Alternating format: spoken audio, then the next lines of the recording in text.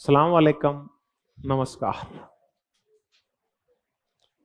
हम चर्चा करेंगे एक बहुत बड़े गायकार, बहुत बड़े धर्मशास्त्री, एक सांप्रदायिक सौहार्द की चर्चा करने वाला और फिर गौर सांप्रदायिक विचारक अल्लामा मोहम्मद इकबाल।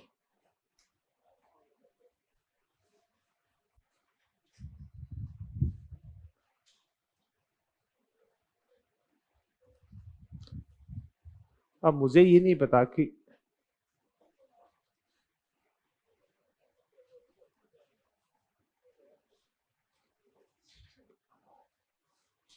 अब ये आपको बताना पड़ेगा।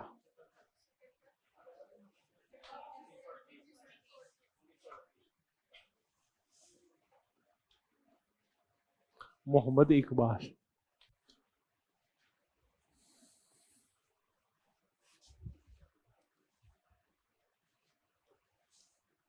मोहम्मद इकबाल को अल्लामा मोहम्मद इकबाल भी कहा जाता है।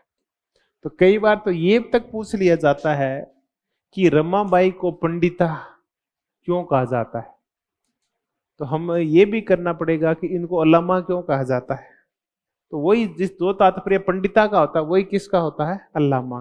अल्लामा होता है एक बहुत बड़ा विद्वान या महापंडित या एक महान विद्वान या एक बड़ा विद्वान। तो मोहम्मद इकबाल इतने बड़े मुस्लिम विद्वान थे, मुस्लिम धर्म ग्रंथों के, कुरान और हदीस के, और व्याख्याकार थे बहुत बड़े। इनको इसलिए क्या कहा जाता है, इनको अल्लामा इकबाल कहा जाता है।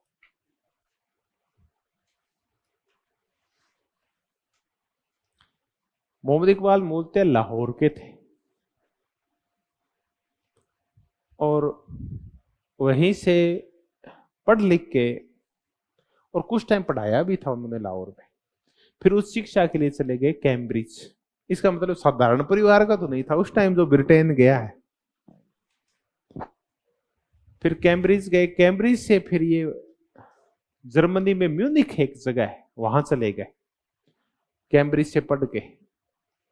और वहां इन्होंने फिर मेटाफिजिक्स पढ़ी, तत्व शास्त्र का अध्ययन किया, ईरान का तत्व शास्त्र, मेटाफिजिक्स ऑफ पर्शिया। वहां से वापस आ गए ब्रिटेन में और वहां से फिर उन्होंने लॉ की डिग्री ली और लॉ की डिग्री लेके और 1908 के आसपास वापस भारत आ गए। और भारत में आके और इन्होंने फिर वकालत शुरू कर दी। तो इनका जो पैसा था मोहम्मद इकबाल का, वो तो क्या था, वकालत का था। लेकिन धीरे धीरे अन्य क्षेत्रों में हस्तक्षेप करने लग गए। इनका जो बड़ा योगदान है वो तो हम तो इनको किस रूप में जानते भी, मोहम्मद इकबाल सिर्फ क्या है, एक गीतकार है। तराना ए हिंद, सारे जहां से अच्छा हिंदुस्तान हमारा, ये इनका ही लिखा हुआ है। गीतकार के अलावा भी इनका बहुत बड़ा योगदान है। इनको हम कहते हैं कि ये पाकिस्तान के क्या है, आध्यात्मिक पिता है। ये पाकिस्तान के राष्ट्र कवि है। ये जो द्विराष्ट्र सिद्धांत था, इसकी जो स्पष्ट व्याख्या की थी वो किसने की थी, मोहम्मद इकबाल ने की थी। ये कहते थे कि ये सिंध, ये बलूचिस्तान, ये उत्तरी पश्चिम वाला इलाका, ये मिला के हमें एक स्वायत्त राष्ट्र चाहिए। वो चाहे अंग्रेजों से लड़के लेना पड़े या अंग्रेजों के साथ लेना पड़े, हम वो लेंगे। तो द्विराष्ट्रवाद के बीज कौन बो के चले गए थे, मोहम्मद इकबाल। बाद में जिन्ना ने तो सिर्फ वो फसल काटी थी, बीज तो किसने बोया था, मूलतः मोहम्मद इकबाल ने ही बहुत बड़ा इस बीज को ज्यादा बो के इन्होंने इस पौधे को बड़ा किया था, द्विराष्ट्र के पौधे को।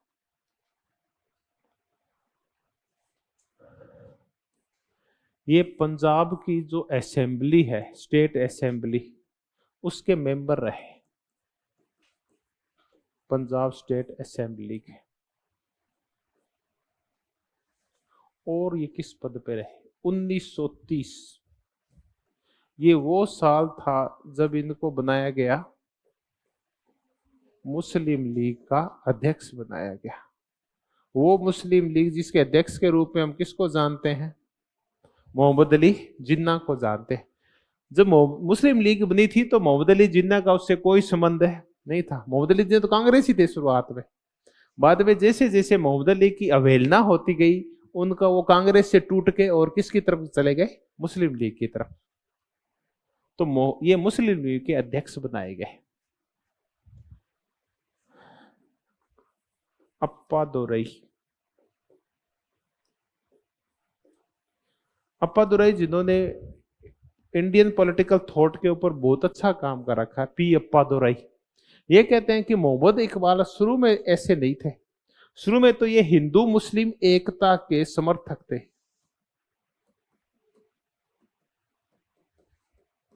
लेकिन धीरे धीरे इनमें कट्टरता बढ़ती गई और उसके बाद उन्होंने सांप्रदायिकता का और द्विराष्ट्रवाद का प्रचार प्रसार किया। शुरुआत में जो व्यक्ति ये कह रहा है कि सारे जहां से अच्छा हिंदुस्तान हमारा, फिर वो अंत में ये कह रहा है कि चीन अरब हिंदुस्तान हमारा। इसका तात्पर्य क्या है? हम मुसलमानों का है ये सारा इलाका। तो पहले तो हिंदुस्तान को अच्छा कह रहे थे और फिर पूरा इलाका ही किसका बताने लग गए थे? ये मुसलमानों का है। हम चर्चा करेंगे, उसको पैन इस्लामिकवाद बोलते हैं, पैन इस्लामिज्म। तो पी अप्पादुरई कहते हैं कि बाद के इनके परिवर्तित जीवन में ये कट्टर हो गए और सांप्रदायिक हो गए थे और मुस्लिम राजनीति करने लग गए थे। तो ये थे अल्लामा मोहम्मद इकबाल का जीवन। मुस्लिम लीग के अध्यक्ष के रूप में इनको याद रखना, एक पंजाब स्टेट असेंबली के सदस्य के रूप में, और बाकी चले चीजें आपको याद है बड़ी बड़ी मोहम्मद इकबाल की। अब मोहम्मद इकबाल की बुक्स की चर्चा करते हैं।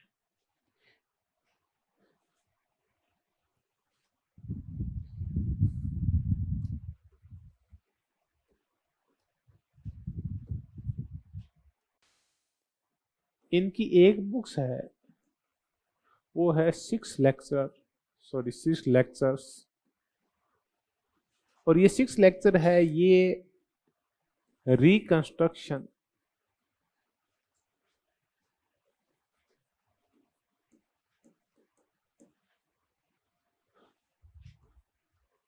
ऑफ रिलीजियस थॉट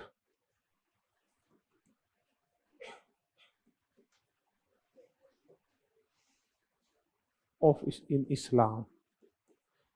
एक तो ये याद रखना है, इसका ज्यादा नहीं तो ये कर लेना, reconstruction of religious thought in Islam, अगर याद रह जाए। ये ना मद्रास में इन्होंने इस्लाम के ऊपर ये 6 लेक्चर दिए थे, रिलीजियस थॉट का रिकंस्ट्रक्शन करना है। जो आज तक जो लोग सोचते आए हैं उनको पुनर्निर्माण करना है, धार्मिक इस्लाम के धार्मिक विचारों का पुनर्निर्माण। और इसी से फिर लॉर्ड इरविन खुश हो गया था इनको पढ़ के, और फिर उनको कहा कि आप जाइए ऑक्सफोर्ड में और वहां आप इस्लाम के ऊपर व्याख्यान दीजिए। तो ये लॉर्ड इरविन के कहने से कहां गए थे? Lord Irwin. ये इरविन कौन था? गांधी इरविन समझौता सुना आपने, हमारा वॉइस रॉय लॉर्ड इरविन वाला। इसके कहने से फिर ये ऑक्सफोर्ड गए थे व्याख्यान देने के लिए। और इसी लॉर्ड इरविन से संबंध हुए तो फिर ये 1931 और 32 वाले 2 गोलमेज सम्मेलन में भी गए थे, मुस्लिम प्रतिनिधि के रूप में गए थे, या कह लीजिए मुस्लिम लीग के रूप में, क्योंकि तब तक थे मुस्लिम लीग के क्या बन चुके थे? अध्यक्ष बन चुके थे। तो मुस्लिम प्रतिनिधि के रूप में गोलमेज सम्मेलन में उन्होंने हिस्सा लिया था। तो ये कुछ बातें हैं जो कई बार पूछ लेते हैं, गोलमेज सम्मेलन में हिस्सा लिया था या नहीं लिया था, या इनके जीवन से जुड़ी घटनाएं, क्या स्टेट असेंबली के मेंबर थे, मुस्लिम लीग के अध्यक्ष थे। ये था। एक तो ये पुस्तक याद रखें, ये लेक्चर्स है उनका संग्रह है। एक है इनकी जावेदनामा, मुख्य पुस्तक जावेदनामा है। एक है विंग्स ए जिब्राल, बाल ए जिब्राल है। एक है असबाब, ये याद रखना, एक असबाब एक खुदी, या असबाब कई बार असबाबे कर देते हैं या कई बार ए लगा देते हैं, इसकी बजाय असबाब ए खुदी। एक थॉट है इष्ट को लेके, एक है रोड टू मोइसेस, ये मूसा के ऊपर लिखी हुई है। और मूसा इनका कोई पता नहीं, वो कोई है शायद धार्मिक कोई है वो व्यक्ति, उसके ऊपर लिखी गई है। तो आप ये तो याद रखना, असबाब खुदी और जाविद नामा, और एक ये वाली पुस्तक, एक आदि कोई और आप याद रह जाए तो ठीक है।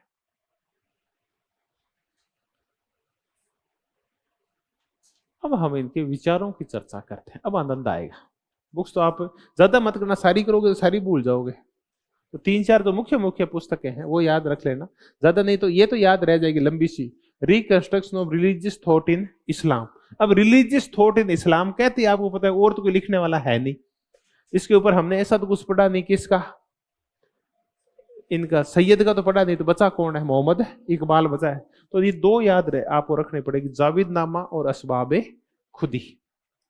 और उनका क्या था, असबाब बगावत हिंद, खुदी के कारण वगैरह इसमें दिए हुए कि आदमी ना सुपरमैन कैसे बन सकता है, इसके बारे में बताया हुआ है इसमें। तो अब शुरुआत करते हैं इनके विचारों की। ये ना बहुत बड़े धार्मिक विद्वान थे, ये सलाइमान कोस थे इनके मुस्लिम फिलोसॉफी के। तो सबसे पहले इनके करते हैं इकबाल के धार्मिक व दार्शनिक विचार करते हैं।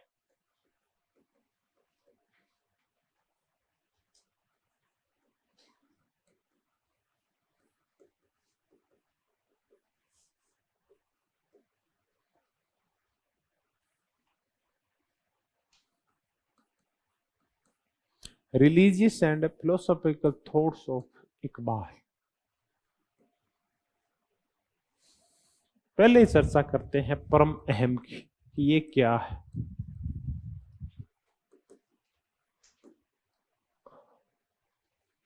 परम अहम सुपर ईगो। सुपर ईगो के क्या करें, इसका तात्पर्य क्या लगाए अपन। कुल मिला के ये जो व्यक्ति है ये कौन है, इस्लाम कैसा है, एकेश्वरवाद के ऊपर लिखा गया इसको। और ये कहा गया है कि ईश्वर का कोई निश्चित स्वरूप नहीं है, आप इसको मानवीय स्वरूप में मत मानो। ये है, ये अनाम है और ये निराकार है। तो इसको किसी मनुष्य के रूप में आप इसको बांध नहीं सकते। तो ये परम अहम है, यही ईश्वर है जो पूरे संसार का संचालन करता है। तो पहला तो ये इसके ऊपर लिखा गया है। फिर इसी में ना ये आलोचना कर देते हैं, ये कह देते हैं कि ये जो है, एक तरफ तो आपके ये प्लेटो जैसे लोग हैं और दूसरे ये सूफी हैं। इनके साथ संकट ये है कि ये सिर्फ किसकी चर्चा करते हैं, आत्मा को महत्वपूर्ण मानते हैं। दूसरी तरफ वो लोग हैं जो भौतिकतावादी हैं सिर्फ, चाहे अल्बर्ट आइंस्टाइन का सापेक्षतावाद हो चाहे और हो। दूसरी तरफ भौतिकतावाद है, उसमें सिर्फ किसको सत्य माना गया है, शरीर को सत्य माना गया है। जबकि इस जगत के संचालन के लिए दोनों चीजें जरूरी है, आत्मा भी और शरीर भी। तो एक तो ये है इनके परम अहम से संबंधित जो विचार है। ठीक है, तो अब ये बताएं कि इनके जो दार्शनिक विचार कर रहे हैं, तो आप ये बताएं कि ये है, ये आदर्शवादी हैं या भौतिकतावादी हैं।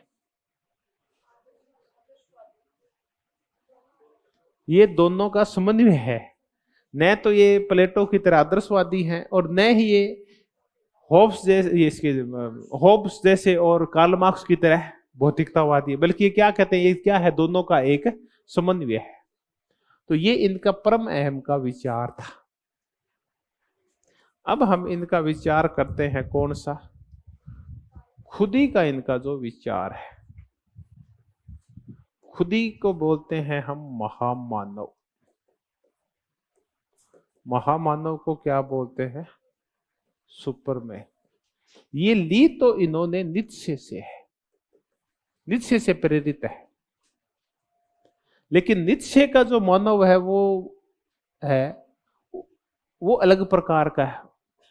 उस नीत्शे के मानव में दानव के भी गुण पाए जाते हैं, वो शारीरिक रूप से भी महाशक्तिशाली है, उसका एक निश्चित स्वरूप है, और उसमें नकारात्मक तत्व भी पाए जाते हैं।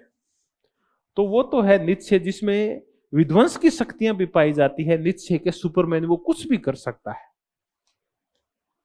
दूसरी तरफ है किसका? महामानव। खुदी। खुदी को बोलते हैं सुपरमैन, बोलते हैं खुदी। और ये इनकी पुस्तक अभी की थी, असबाब ए खुदी, उसमें वर्णित है।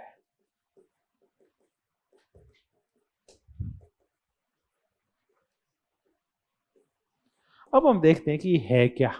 ये कहते हैं कि प्रत्येक व्यक्ति में इतना सामर्थ्य होता है कि वो अपने अंदर देवीय गुणों का विकास कर सकता है।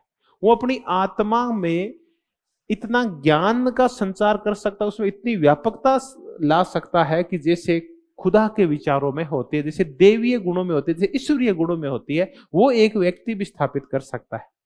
तो खुदी का जो सिद्धांत है वो कुल मिला के ये कहता है कि प्रत्येक व्यक्ति राम बन सकता है, प्रत्येक व्यक्ति कृष्ण बन सकता है, प्रत्येक व्यक्ति में सामर्थ्य होता है कि वो ईसा मसीह बन सकता है, प्रत्येक व्यक्ति मोहम्मद साहब बन सकता है, प्रत्येक व्यक्ति बुद्ध बन सकता है, और प्रत्येक व्यक्ति महावीर बन सकता है। तो किसी भी व्यक्ति में जो ईश्वरीय गुण होते हैं, जो देवीय गुण होते हैं, वो भी आ सकते हैं। इसी से उनका क्या विचार निकला है? खुदी का विचार निकला है। अब ये कहते हैं कि आएगा कैसे? तो ये कहते हैं कि इसके कितने चरण होंगे? 3 चरण होंगे। पहले चरण में क्या होगा? एक व्यक्ति के व्यक्तित्व का विकास होगा, और एक व्यक्ति अपने व्यक्तित्व में सार्वभौमिकता का, कल्याण का और बंधुत्व का विकास करेगा। तो एक व्यक्ति के व्यक्तित्व का पूर्ण विकास होना, सभी प्रकार के बंधनों का हट जाना, पूर्ण आत्मज्ञान हो जाना, एक व्यक्तित्व का विकास हो जाएगा। अगला जो चरण आएगा वो सामाजिकता का आएगा। उसमें एक व्यक्ति होगा, दूसरी तरफ दूसरी व्यक्ति होगा, और इनके मध्य फिर सामंजस्य होगा। एक व्यक्ति के इसमें तो व्यक्ति खुद का विकास करता है, इसमें व्यक्ति दूसरे व्यक्ति से तुलना होती है उसकी, और वो श्रेष्ठ होता है उस दूसरे व्यक्ति से। तो ये सामाजिकता है, जिसमें वो तुलना कर सकता है, इसमें खुद का विकास करता है, ये इसमें दूसरों से तुलना में आगे निकलता है। और तीसरा है वो फिर परम तत्व है, वो ये लास्ट में आता है, परम चेतना आ जाती है उसमें। फिर वो परम चेतना आ जाती है, ये इसकी सर्वोस्थिति है। अब वो क्या बन गया है? परम चेतना आते ही वो क्या बन गया है? सुपरमैन बन गया है, वो महामानव बन गया है। तो पहले आप एक अपने व्यक्तित्व का विकास करो, फिर को अपन खुद को पूरे समाज से जोड़ लो, और फिर कुल मिला के कल हम कर रहे थे कि अब आप कल अपने जब रविंद्रनाथ टैगोर को किया था, तो टैगोर कहते हैं पहले क्या करो? अपने व्यक्तित्व का विकास करो, खुद आप इतने अच्छे बन जाओ। फिर आप अगला चरण आएगा कि आप समाज से जुड़ जाते हैं और समाज का विकास करते हैं, पूरे समाज से जुड़ जाते हैं। फिर आप विश्व से जुड़ जाते हैं, और अंत में किस जाते हैं? आपकी चेतना इतनी विस्तृत हो जाती है कि आप पूरे ब्रह्मांड के साथ अपने अस्तित्व को जोड़ लेते हैं। तो ये अंतिम अवस्था, ये परम चेतना की अवस्था है, जब आप अपने आप को किससे जोड़ लेते हैं? पूरे ब्रह्मांड से जोड़ लेते हैं, सबको अपना मानने लगते हैं। आपके मस्तिष्क, आपके विचार इतने ज्यादा व्यापक होता है कि इसमें समस्त प्रकार की संकीर्णताएं और अज्ञान क्या हो जाता है? समाप्त हो जाता है। तो वो है तीसरा चरण। तो ये कहते हैं कि ऐसा होगा कैसे? तो ये कहते हैं कि इसके ना 3 मार्ग है कि आप कैसे सुपरमैन कैसे बन सकते हैं, इसका मार्ग क्या है। तो कहते हैं कि इसका एक मार्ग तो ये है कि आप हैं वो किस मार्ग पे चले? धर्म के मार्ग पे चले। दूसरा मार्ग है कि आप आत्म नियंत्रण रखें। और तीसरा मार्ग एक और बताते हैं वो,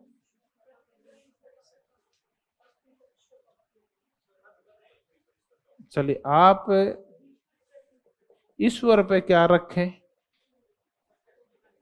ईश्वर श्रद्धा ही है क्या? और सॉरी, आप क्या बन जाएं कि आप ये माने कि अब आप क्या हैं? ईश्वर के प्रतिनिधि है।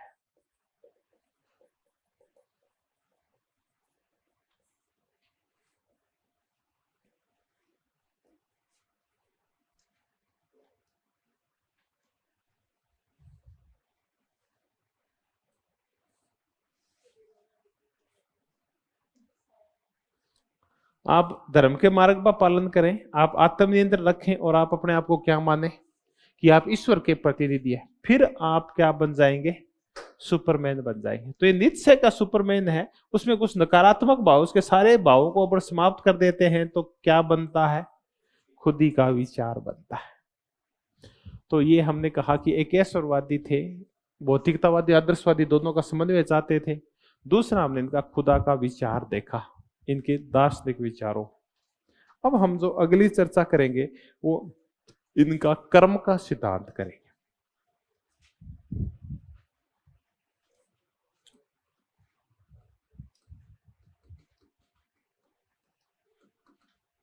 कर्म का सिद्धांत, थ्योरी ऑफ कर्म या वर्क इज वर्शिप, कर्म का सिद्धांत करें। ये कहते हैं कि इन दो समूहों ने बड़ी दिक्कत पैदा की है। एक तो वो जो सूफी है और दूसरे वो जो प्लेटोवादी है। ये सूफी और प्लेटोवादी है ना, ये क्या गड़बड़ करते हैं? प्लेटोवादी है या है, ये क्या करते हैं? आत्म तत्व को ही अंतिम तत्व मानते हैं। और सूफी भी है ना, दुनिया को दृश्य और काय में बांट देते हैं, अदृश्य में, कि एक वो चीज है जो दिखाई देती है, एक चीज वो चीज जो दिखाई नहीं देती। ऐसी ही चर्चाएं कौन करता है? प्लेटो और प्लेटोवादी लोग भी करते हैं कि जो दिखाई दे रही है वो सिर्फ क्या है? परछाइयां है, भौतिक जगत है, ये मिथ्या जगत है। ऐसी चर्चाएं अद्वैतवादियों में शंकराचार्य करता है। वो कहता है कि आप ये शरीर है, ये जो भौतिक सुख सुविधा है तो माया है, ये तो एक झूठा जंजाल है, ये हमारे आंखों के आगे आया हुआ पर्दा है। तो ये कहते हैं ये गड़बड़ सूफियों ने की है और ये गड़बड़ किसने की है? प्लेटोवादियों ने। इन्होंने संसार का सिर्फ एक ही तत्व स्वीकार किया है और वो सिर्फ किसको किया है? आत्मा को किया है। तो ये कहता है कि ये प्लेटो है, ये भेड़ों का क्या है? भेड़ों के झुंड में से निकली हुई क्या है? एक भेड़ है ये प्लेटो। कि प्लेटो के जब आप विचार करोगे तो ये विचार है, ये आपको जो इस जगत है इसके प्रति आपको क्या कर लेते हैं? निर्लिप्त कर देते हैं। आपके अंदर उदासी भरते हैं, आपके अंदर ये क्या करते हैं? निर्लिप्तता को और क्या बोले कि आप में आत्म त्याग के और कौन से भाव भरते हैं? आत्महत्या के भाव भरते हैं आपके अंदर। कि अब ये जो संसार की सुख सुविधाएं हैं, इस संसार में जो भी सौंदर्य बिखरा हुआ है, जो ईश्वर निर्मित है, आप उनकी तरफ देखते ही नहीं है, क्योंकि आप ये मानते हैं तो माया है और ये तो परछाइयां हैं, ये तो नाशवान चीजें हैं, ये तो दृश्य चीजें हैं। वास्तविक जो सत्ता है वो कौन सी की है? वो तो अदृश्य है, उसकी सत्ता है, ईश्वर की है, आत्मा की सत्ता है जो दिखाई नहीं देती। हमें तो उनके लिए जीना है। तो आप क्या करते हैं? कर्म मार्ग से भटक जाते हैं और आप कर्म की बजाय किस मार्ग पे चलने लगते हैं? अध्यात्म के मार्ग के ऊपर चलने लगते हैं, आत्मा की खोज में निकल जाते हैं आप। तो इसका तात्पर्य है अब आपने कर्म करना छोड़ दिया है। वो क्या हम अध्यात्म के मार्ग की खोज करने के लिए नहीं आए इस महा, या आत्मा को ढूंढने के लिए नहीं आए जो दिखाई नहीं दे रही, में उसके पीछे नहीं पड़ना है। हमें तो इस संसार में कर्म करने के लिए और शक्ति प्राप्त करने के लिए भेजा गया है। तो वो कहते हैं कि इस मामले में बहुत ही सही संदेश दे गई है कौन? गीता। कि गीता हमें क्या सिखाती है? कर्मों में लिप्त होना सिखाती है, कर्म करना सिखाती है, कर्म से निर्लिप्तता नहीं सिखाती। ये नहीं कहती कि आप घर बार छोड़ दो और क्या बन जाओ? साधु संत बन जाओ। जबकि ये हमें घर बार छोड़ के, भौतिक सुख सुविधाएं छोड़ के, ये चाहे प्लेटो है, चाहे सूफी है और शंकराचार्य है, ये सब भौतिक चीजों को नाशवान और हेय मानते हैं, इसलिए क्या करते हैं, हमारे अंदर क्या पैदा करते हैं, निर्लिप्तता पैदा करते हैं, हमारे अंदर ये निराशा पैदा करते हैं, आत्महत्या और आत्म त्याग के भाव पैदा करते हैं। तो ये कहते हैं इनकी बजाय हमें कौन से मार्ग पे चलना है, कर्म मार्ग के ऊपर चलना है। कि कर्म मार्ग पे तो चलना है, लेकिन एक और ध्यान रखना है, काय का, अति भौतिकतावादी ये भी नहीं होना है कि आप अति अध्यात्मवाद भी, आपको प्लेटो की तरह भेड़ों का झुंड है वो, तो कि बाकी भेड़े है वैसी चर्चा है, प्लेटो ने भेड़े तैयार कर दी जो आत्मा को ढूंढ रही है सारी, जो है ही नहीं उसके लिए बह बह कर रही है। अति भौतिकतावादी भी होना बुरा है कि ये जो पाश्चात्य जो पूरा ही ज्ञान है इसके अंदर भरा क्या पड़ा है, भौतिकतावाद भरा पड़ा है। ये भौतिकतावाद संकीर्णता पैदा करता है। ये जो भौतिकतावाद है ये विभिन्न चीजों के प्रति भोगवादी विचार और झगड़े पैदा करता है, क्योंकि आप जब भौतिक चीजों के लिए दौड़ते हैं ना तो आप में झगड़ा होता है, आप में राष्ट्रवादी विचार पैदा होते हैं, आप साम्राज्यवादी उपनिवेशवादी हिंसक हो जाते हैं। तो कि ये ना आपको अति भौतिकतावादी भी नहीं होना है, क्योंकि अति भौतिकतावाद है फिर काय को बढ़ावा देता है, हिंसा को बढ़ावा देता है, आपसी घृणा को बढ़ावा देता है। ठीक है, पाश्चात्य दर्शन में और पाश्चात्य विचारों में सबसे बड़ी दिक्कत यह है कि उसमें क्या पाया जाता है, अति भौतिकतावाद पाया जाता है। इससे बचना है अति भौतिकतावाद से। अब आ गया है हीरो वर्शिप। तो ये कहते हैं कि व्यक्ति को हीरो वर्शिप करनी चाहिए। कोई जो मजबूत और देवीय गुणों से जो युक्त व्यक्ति होता है उसकी शरण में चले जाना चाहिए। ये इनके प्रतिक्रियावादी विचार है जो आपको मध्यकाल की ओर लेके जाते हैं, जो व्यक्ति को विवेकवान नहीं मानते। तो ये जो हीरो वर्शिप की जो इनकी सिद्धांत है ये बड़ा कंट्रोवर्शियल है, क्योंकि हीरो वर्शिप है वो बढ़ावा देता है कैसी व्यवस्था को, तानाशाही व्यवस्था को। हिटलर जैसे लोग किस नाम पे पनपे थे, ये हीरो वर्शिप ही तो है, वीर पूजा। ये क्या है, हमें जो लोग खुद ही को प्राप्त कर गए हैं, यानी जो लोग अति मानव बन गए हैं, हमें उन लोगों की शरण में जाना चाहिए, उन लोगों की बात माननी चाहिए, उनके नियंत्रण में रहना चाहिए। इसका तात्पर्य हर एक व्यक्ति है वो विवेकशील नहीं है, इसलिए वो कुछ महामानव पैदा हो गए उनकी शरण में जाएगा, उनकी बात मानेगा। और जब ऐसे महामानव या उनकी शरण में जाएंगे और हीरो वर्शिप करेंगे तो हम आलोचनात्मक रूप से कह सकते हैं कि इससे क्या पैदा होगी, तानाशाही पैदा होगी। हीरो वर्शिप हमेशा ही फांसीवाद पैदा करता है और नाजीवाद पैदा करता है। तो ये हीरो वर्शिप के क्या है, समर्थक है। और अब हम एक महान विचारक की जब चर्चा करेंगे वो कितने तार्किक है।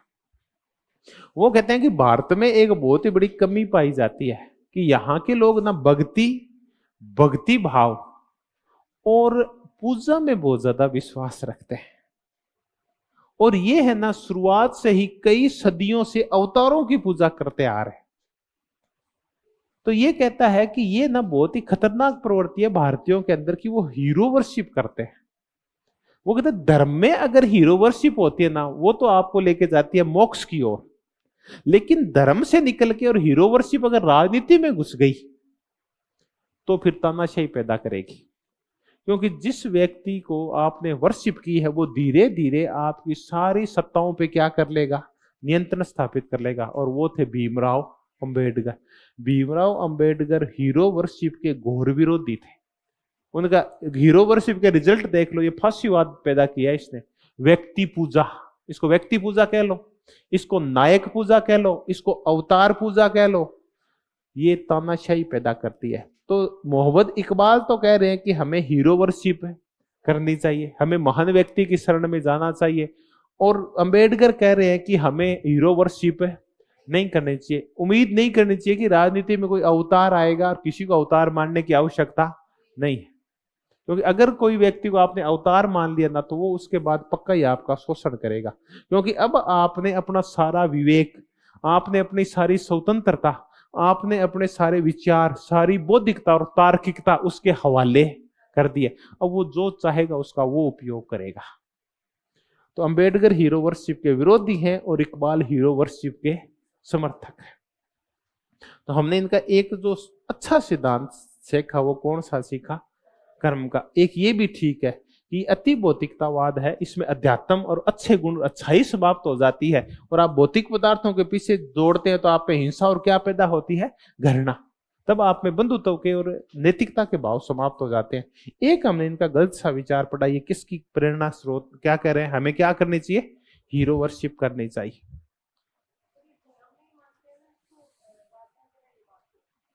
नहीं, ऐसा कुछ नहीं है। ये अभी अभी लोकतंत्र करेंगे उसमें भी ऐसा ही कहते हैं। अभी लोकतंत्र करेंगे तब आपको पता चलेगा, वहीं हीरो वर्शिप की चर्चा कर रहे हैं। तो ये हीरो वर्शिप के समर्थक है। अब काल का सिद्धांत है, आप इसको मत करना, क्योंकि ये ना कुल मिला के आध्यात्मिक बहस है कि जिनको हम काल मानते हैं या जो घटनाएं होती है ये काल के अकॉर्डिंग चलती है, काल से सापेक्ष होती है, काल से निरपेक्ष होती है। काल का सिद्धांत,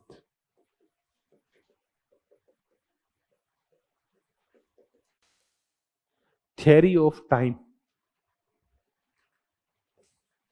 ये कहते हैं कि जो घटनाएं होती है, बड़ी बड़ी बहस ये है कि किसी भी काल में जो घटना घटी है कि वो उस काल में जो घटना घटी उसका वही अर्थ है क्या जो वो घटना जब घटी थी, या उस घटना के अर्थ बदलते रहते हैं।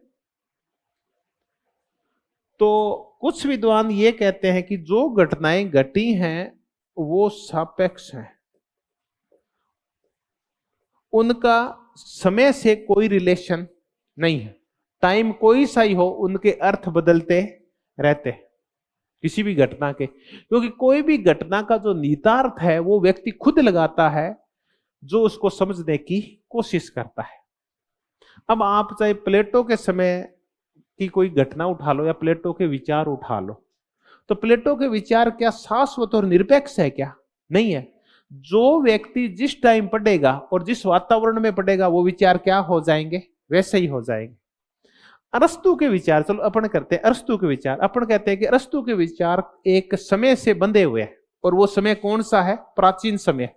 ठीक है, अपन एक इसको समझते, काल के सिद्धांत को समझ लेते हैं।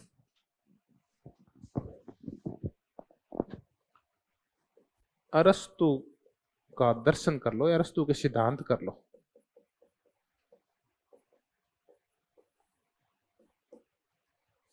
अरस्तु के सिद्धांत हैं वो यूनानी काल के, जिसको प्राचीन काल कहते हैं, और इनके उस टाइम के निश्चित निहितार्थ है कि अरस्तु के सिद्धांतों में क्या पाया जाता है? तर्क पाया जाता है। अरस्तु के सिद्धांतों में तुलना पाई जाती है। अरस्तु के सिद्धांतों में क्या पाया जाता है? विज्ञान पाया जाता है। अब आ गया मध्यकाल। अरस्तु के विचार तो वही हैं, लेकिन मध्यकाल में क्या आ गया?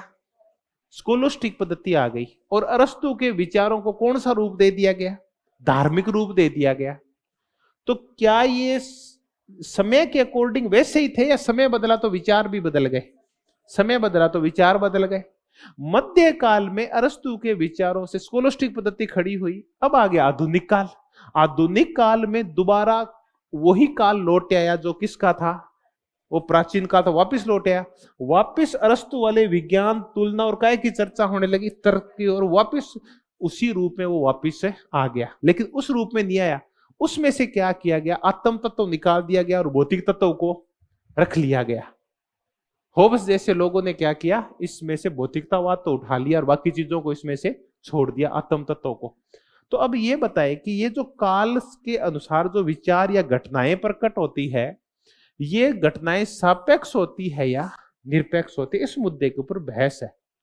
तो ये विरोध करता है मोहम्मद इकबाल। ये कहता है कि ये सापेक्ष नहीं होती, बल्कि ये क्या होती है?